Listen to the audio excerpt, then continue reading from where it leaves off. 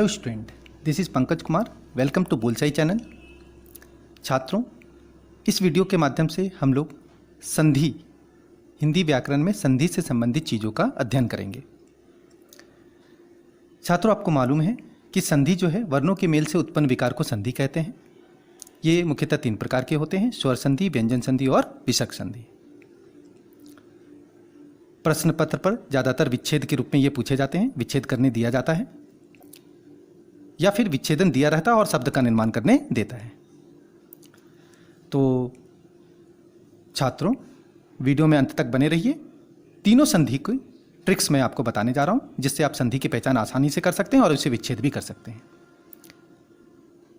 पिछले वीडियो में मैंने आपको ये बताया था कि वर्णों के मेल से उत्पन्न विकार को संधि कहते हैं और इसमें जोड़ चिन्ह का प्रयोग होता है और इसका विच्छेद होता है।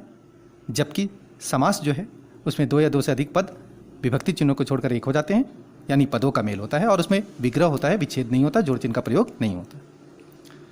स्वर संधि, स्वर संधि की पहचान है कि जोड़ के पहले कभी भी हलंत या विसर्ग का प्रयोग नहीं होता। फिर से सुनिए स्टूडेंट, स्वर संधि की पहचान यह है कि जोड़ चिन्ह के पहले विसर्ग या हलंत का प्रयोग नहीं होता। हलंत मीन्स ऐसा, ये हलंत है, और विसर्ग ऐसा संस्कृत में भी प्रयोग किया जाता है। तो हिमालय, हिम जोड़ आलय। नयन, ध्यान से देखिएगा, नयन य के पहले मात्रा नहीं है स्टूडेंट, इसलिए एक ही मात्रा, ने जोड़ अन। लेकिन यहाँ नायक शब्द में य के पहले मात्रा है, देखिए आ की मात्रा, इसलिए नई जोड़ अक, आई की मात्रा हो गई। इसी तरह पवन में व के पहले मात्रा नहीं है तो पो जोड़ अन बोलेंगे, लेकिन अगर हम व के पहले आ की मात्रा है तो औ हो जाएगा, पौ जोड़ अक। इसी तरह कदापि में कदा जोड़ अपी, महर्षि में महाजोड़ ऋषि, इन सब चीज़ों का प्रयोग स्वर संधि के विच्छेद में किया जाता है। अपने व्याकरण पुस्तिका के माध्यम से बहुत से शब्द हैं जिससे आप स्वर संधि से संबंधित हैं, जिसे आप प्रयास कर सकते हैं। और अच्छी सी जानकारी प्राप्त करने के लिए व्याकरण पुस्तिका के माध्यम से स्वर संधि से संबंधित शब्दों को विच्छेद करने का प्रयास जरूर करें। स्टूडेंट, नेक्स्ट है व्यंजन संधि, जिसमें जोड़ के पहले, देखिए जोड़ के पहले मैंने लिखा है, जोड़ के पहले हलंत का प्रयोग होता है। जब भी कोई अक्षर संयुक्त अक्षर होगा, च च त त ज ज न न द ध, तो समझ जाइएगा वो त से अलग होगा, और वो संयुक्त अक्षर है तो से अलग होगा, और वो व्यंजन संधि होगा। जैसे तल्लीन तत् जोड़ लीन, सच्चरित्र सत्य जोड़ चरित्र, जगन्नाथ जगत जोड़ नाथ, ये सभी व्यंजन संधि हैं, क्योंकि जोड़ के पहले स्टूडेंट देखिए हलंत का प्रयोग है।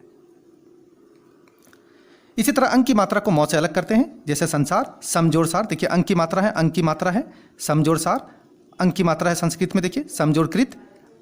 इस तरह से संघार, समजोड़ हार, संजोग, समजोड़ योग, इस तरह से व्यंजन संधि को पहचाना जाता है और विच्छेद किया जाता है, यानी अंक की मात्रा को मौ से अलग किया जाता है।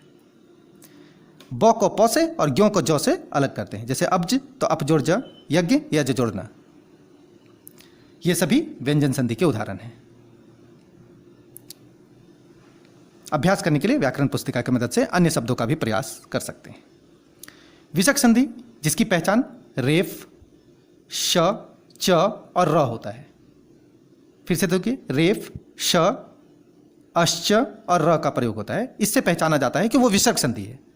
जिस शब्द में रेफ रहेगा, जैसे निर्मल, निर्बल, निर्गुण, ये सभी जोड़ चिन्ह के पहले विसर्ग का प्रयोग से करने के बाद ही शब्द को लिखेंगे तो वो विसर्ग संधि होता है। जैसे देखिए, निर्मल, निह जोड़ मल, तो निह में देखिए विसर्ग मैंने एक प्रयोग किया है, उसके बाद मल लिख दिया।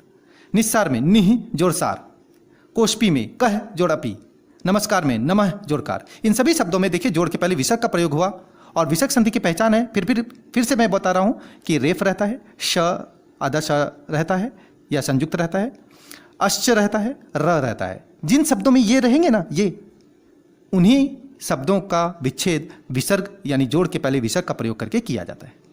जैसे निर्मल, निह जोड़ मल, निर्गुण, निह जोड़ गुण, निर्बल, निह जोड़ बल, इस तरह से। निस्सार, निह जोड़ सार, नमस्कार, नमः जोड़कार, कोष्पी, कह जोड़ अपी, कश्चित, कह जोड़ चित इत्यादि।